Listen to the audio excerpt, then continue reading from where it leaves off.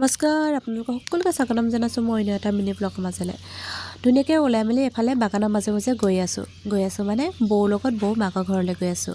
আৰু যিহেতু গাঁৱৰ ভিতৰ ফালে যাব লাগে সেয়েহে আমি দুয়োগৰাকী খোজকাঢ়ি গৈ আছোঁ। আৰু গৈ পোৱাৰ লগে লগে চাহ দিলে, চাহ খালোঁ আৰু বাহিৰতে অকণমান সময় বহিলোঁ। এফালে আকৌ যোন মানুহে আমাক গান শুনাৰ লগে লগে ইমান যে ৰচকা হৈছে নহয়, মানে নাচিব লাগে। লগতে লৈ লৈছে দুটা নিমগুটি, হাততে পিটিকি মানে নাচি আছে অলপ।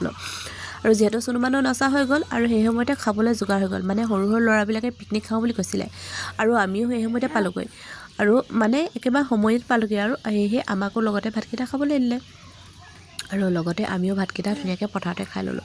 আৰু পথাৰত তেনেদৰে ভাতকেইটা খাবলৈ পালে কিমান যে ভাল লাগে নহয়। আৰু যিহেতু বহুদিন হৈ গ'ল খাবই পৰা নাছিলোঁ, মানে পথাৰৰ কাম লাগিলে পথাৰত ভাত খাব পাওঁ আৰু খাই কিন্তু খুব ভাল লাগিলে।